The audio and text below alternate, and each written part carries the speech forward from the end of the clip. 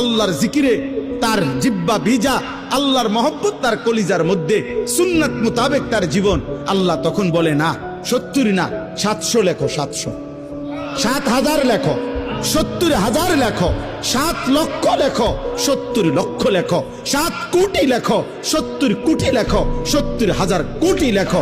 এক সেজদায়, এক সেজদায় একবার সুবহানাল্লাহ বললে আল্লাহ বলে লেখো 70,000 কোটি সুবহানাল্লাহ লেখো।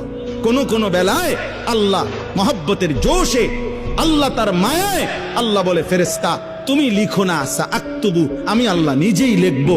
এই নেকি তুমি দিয়া পারতা না, আমি দেবো আমার বান্দার নেকি। বলেন বাপ, বলেন। আহাজ মুসলমানের সন্তান, যদি তোমরা বুঝতা যে তোমাদের মালিক তোমাদের প্রতি কি পরিমাণ খেয়াল করেছে।